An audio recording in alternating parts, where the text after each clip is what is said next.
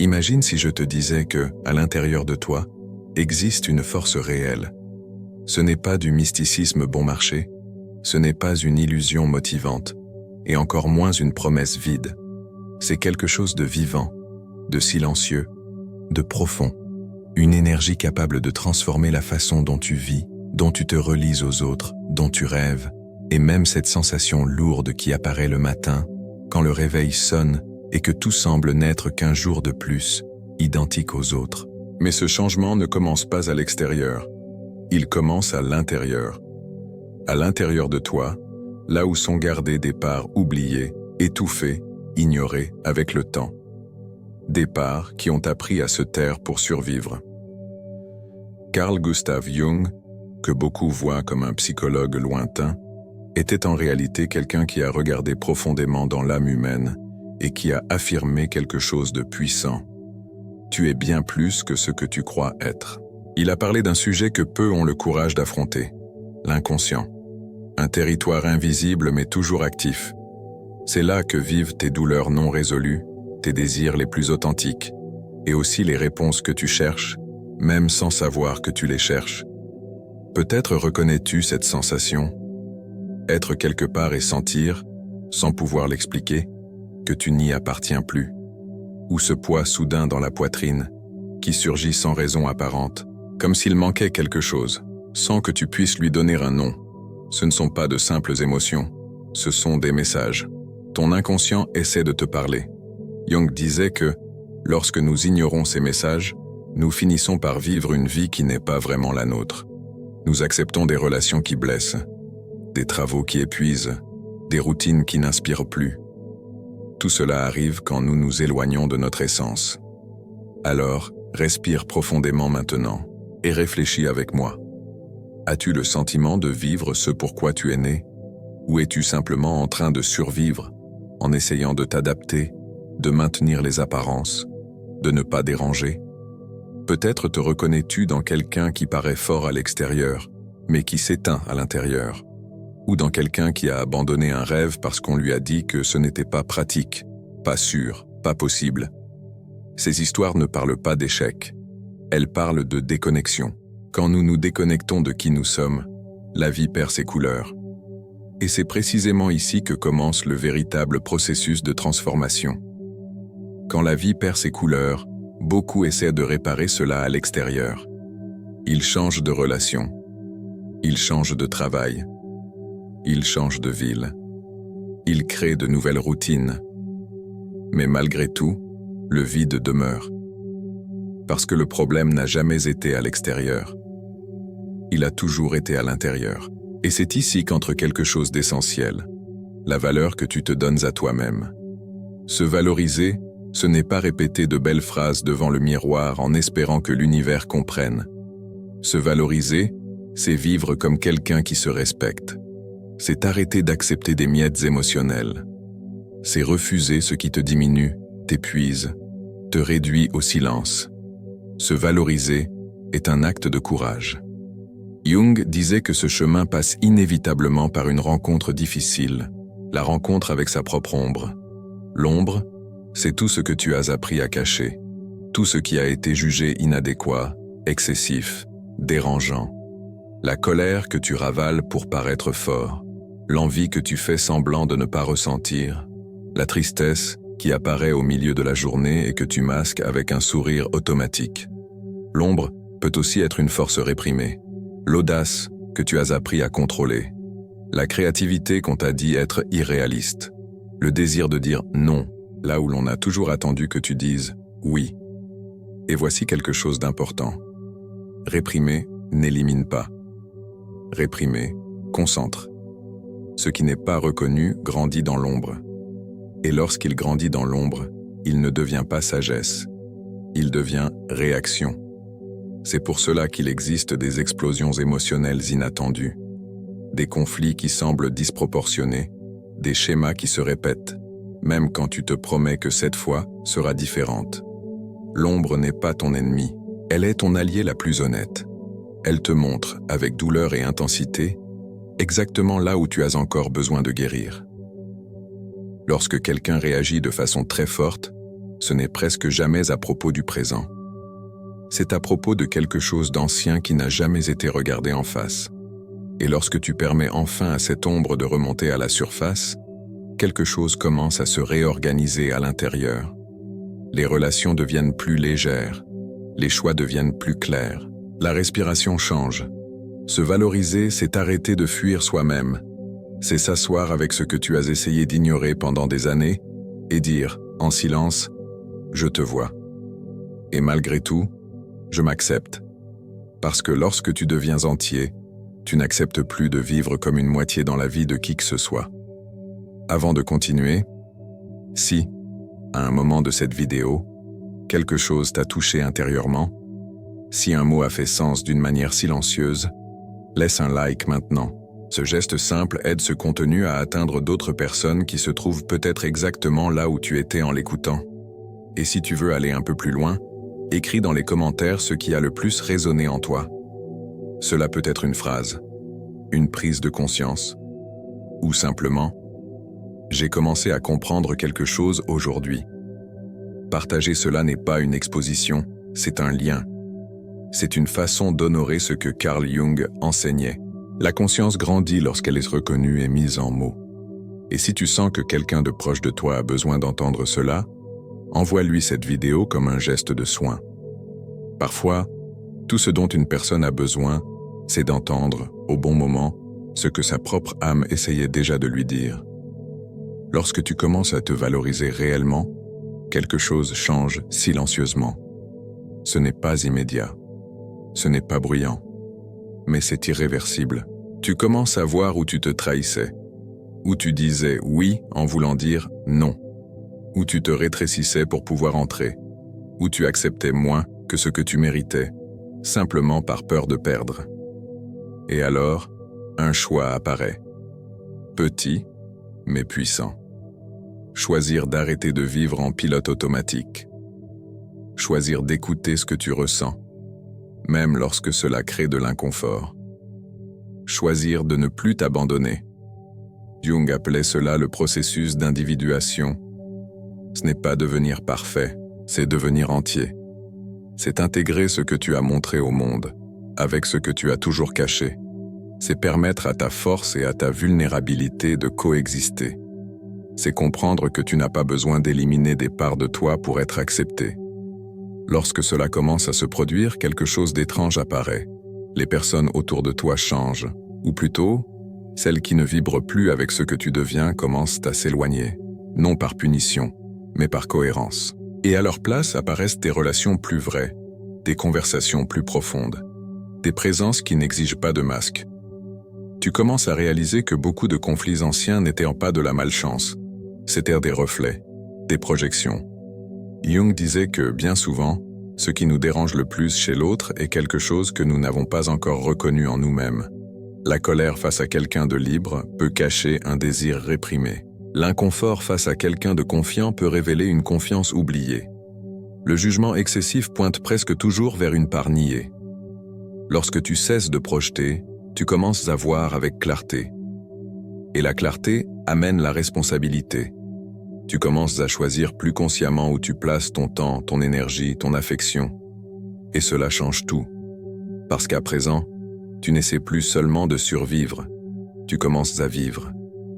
Il arrive un moment sur ce chemin où quelque chose devient clair. Tu réalises que tu n'essaies plus seulement de te comprendre. Tu commences à te souvenir. Te souvenir de qui tu étais avant d'apprendre à trop t'adapter, avant d'apprendre à te taire, avant de façonner tes rêves pour qu'ils rentrent dans ce qu'on attendait de toi. Très tôt, beaucoup d'entre nous ont appris des règles silencieuses.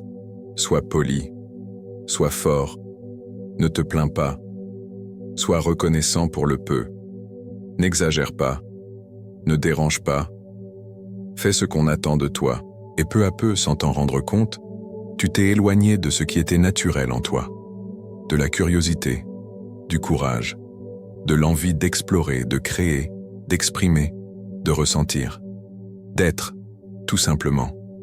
Avec le temps, les responsabilités sont arrivées. Et avec elles, les peurs. La peur de décevoir, la peur d'échouer, la peur de paraître égoïste en voulant plus de la vie. la peur de se choisir soi-même. Alors, peu à peu, tu as commencé à vivre davantage pour les autres que pour toi. Tu as enfilé des masques. Le masque de la personne forte qui ne s'effondre jamais. Le masque de celui ou celle qui doit toujours garder le contrôle. Le masque de celui qui sourit, même quand tout est en morceaux à l'intérieur. Mais vivre avec un masque est épuisant. Cela fatigue l'âme. Cela éteint la lumière. Et en cherchant du sens, tu as regardé à l'extérieur, dans de nouvelles relations, dans de nouveaux emplois, dans des changements visibles, dans des routines différentes. Mais malgré tout, le vide est resté. Parce que le problème n'a jamais été le décor. Il a toujours été la déconnexion intérieure. C'est ici que l'authenticité entre en jeu. Non pas comme un joli concept, mais comme une nécessité vitale. Être authentique, c'est avoir le courage de s'écouter. C'est honorer ce que tu ressens, même quand personne ne comprend. C'est dire non quand quelque chose blesse ta vérité. C'est dire oui sans avoir peur de paraître trop. Être authentique, c'est se permettre d'être entier, avec la force et la fragilité, avec la lumière et l'ombre. Tu n'as pas besoin d'être parfait pour être digne. Tu as seulement besoin d'être vrai. Lorsque tu commences à vivre aligné avec cette vérité, quelque chose change. Les décisions deviennent plus légères. Tu cesses de demander la permission d'être heureux. Tu commences à faire confiance à tes pas, même lorsque le chemin n'est pas encore clair. Et peu à peu, la vie commence à répondre au même niveau que ton amour-propre. Les relations qui faisaient mal perdent leur pouvoir. Les situations qui te retenaient commencent à se dissoudre. Tu deviens ta propre source de stabilité. Jung disait que chaque être humain naît avec un appel, quelque chose qui pulse silencieusement au fond de l'âme. Même ignoré, cet appel continue d'exister. Créer, prendre soin, enseigner, inspirer, construire, exprimer. La forme importe peu. Ce qui compte, c'est la connexion à cet appel. Lorsque tu vis loin de lui, tout semble lourd. Lorsque tu t'en rapproches, même ce qui est difficile prend du sens. Et non, cela ne demande pas de tout abandonner d'un seul coup. Parfois, le chemin commence petit, un pas à la fois. Reprendre quelque chose que tu aimais et que tu avais laissé de côté. Redonner de l'espace à une idée ancienne. Écouter un désir qui vit encore au fond de ton cœur. Beaucoup de transformations commencent ainsi. Non pas par de grandes ruptures, mais par de petits gestes de fidélité envers soi-même. Le véritable secret que tant de personnes cherchent dans les livres, les formations et les promesses extérieures, c'est celui-ci. Être entier. Vivre aligné avec ce que tu ressens, ce en quoi tu crois, et ce que tu désires profondément. Cela transforme la vie, non comme une magie, mais comme une conséquence. C'est un processus de retour, de présence, de permanence. Tu commences à revenir à l'intérieur, et tu y restes, jusqu'à ce que ta voix intérieure devienne plus forte que toutes les autres, jusqu'à ce que tu saches clairement ce que tu dois garder et ce que tu dois lâcher, jusqu'à ce que tu te souviennes de ta valeur, même lorsque le monde semble l'oublier. Et quand cela arrive, tu n'as plus besoin de tant d'efforts pour attirer ce qui est bon, parce que ce qui est vrai commence à te reconnaître. Il existe un moment silencieux sur ce chemin où quelque chose commence à se réorganiser à l'intérieur. Ce n'est pas un événement extérieur, ce n'est pas une grande victoire visible. C'est une sensation intime. Tu réalises que tu ne cours plus après tout. Tu ne ressens plus la même urgence de prouver, de convaincre, de plaire. Quelque chose en toi ralentit et, paradoxalement, se renforce. C'est à ce moment-là que beaucoup commencent à remarquer quelque chose d'étrange. La prospérité cesse de sembler un rêve lointain. Elle commence à apparaître comme une conséquence, non parce que tout devient facile, mais parce que tu as changé l'endroit à partir duquel tu vis. Lorsque tu commences à vivre aligné avec ta vérité, la vie répond autrement. Les opportunités apparaissent avec plus de fluidité. Les relations deviennent plus réciproques. L'effort excessif laisse place à un mouvement plus naturel. Jung comprenait cela de manière profonde. Pour lui, L'être humain ne tombe pas malade uniquement par manque de confort ou de succès. Il tombe malade, surtout, par manque de sens. Lorsque la vie perd son sens, même ce qui semble abondant devient vide. Mais lorsque le sens revient, même les épreuves commencent à avoir de la valeur. Et ce sens ne naît pas à l'extérieur. Il naît de la connexion avec ce qui est essentiel en toi. Tu peux continuer à faire face à des difficultés, avoir des journées fatigantes, traverser des frustrations, des pertes, des incertitudes. Mais désormais, quelque chose de différent soutient tout cela, une force silencieuse, une certitude intérieure que tu es sur le bon chemin. Et cette certitude ne dépend de l'approbation de personne. Elle naît lorsque tu cesses de t'abandonner. Lorsque tu te respectes, le monde commence aussi à te respecter. Non par contrainte, mais par cohérence.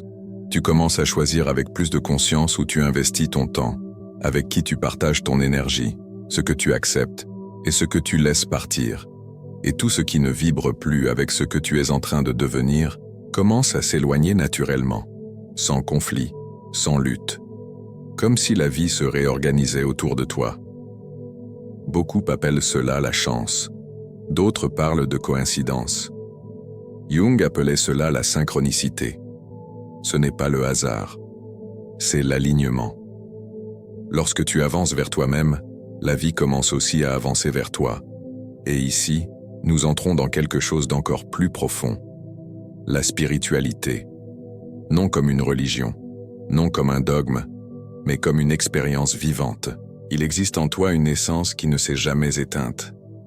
Une étincelle silencieuse qui est restée là, même dans les périodes où tu t'es perdu, même lorsque tu vivais en pilote automatique, même lorsque tu as cru avoir oublié qui tu étais.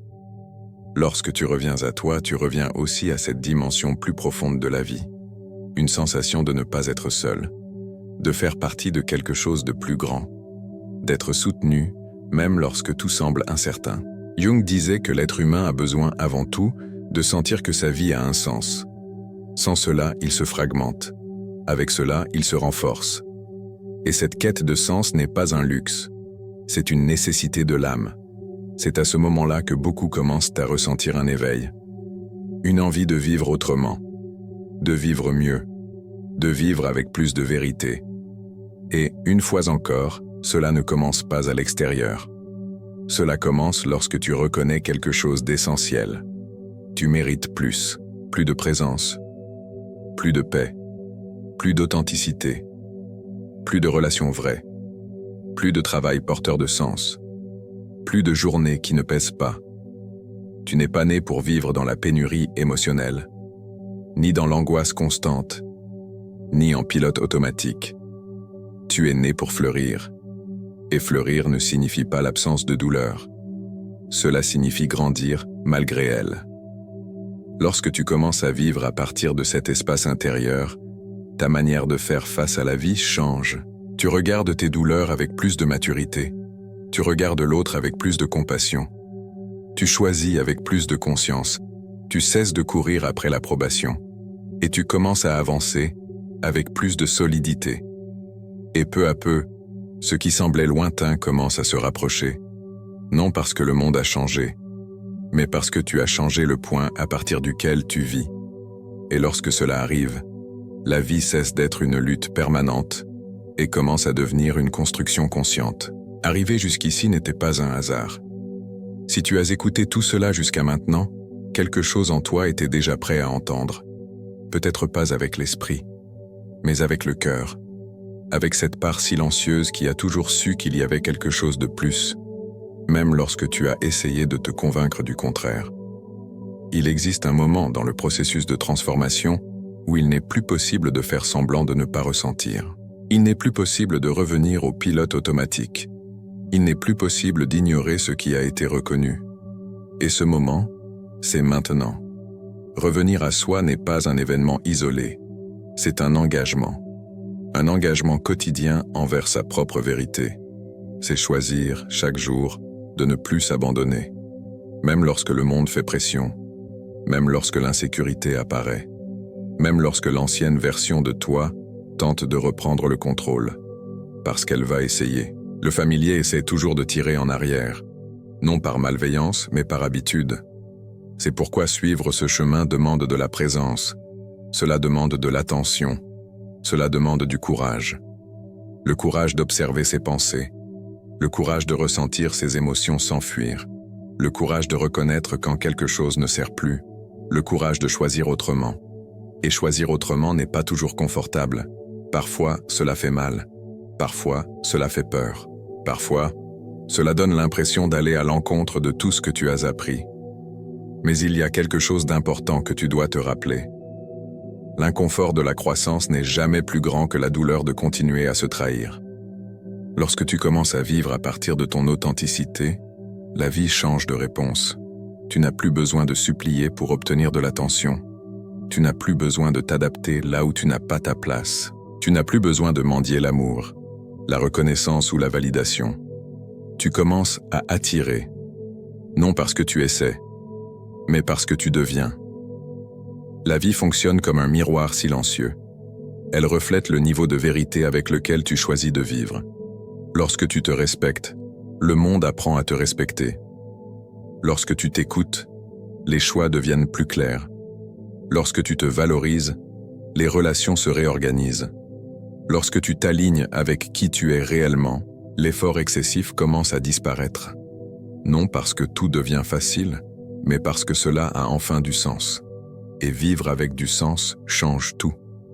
Cela change la façon dont tu regardes ton travail. Cela change la façon dont tu te relies aux autres. Cela change la manière dont tu traverses les jours difficiles. Cela change la façon dont tu célèbres les jours heureux. Tu commences à vivre avec plus de présence, plus de sérénité, plus d'intégrité intérieure. Et cette intégrité, personne ne peut te l'enlever. Jung appelait cela l'alignement avec le self, le vrai soi.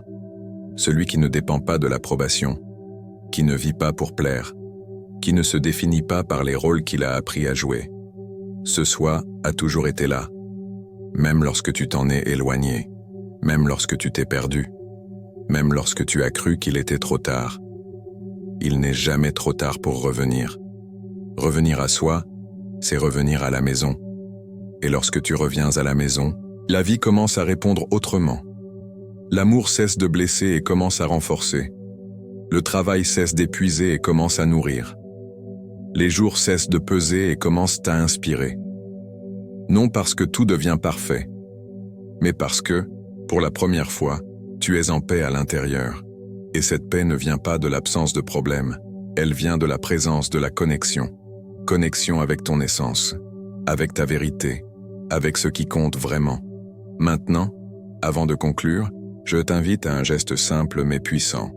Si ce contenu t'a touché à un quelconque niveau, si une partie de ce chemin a fait sens pour toi, aime cette vidéo maintenant.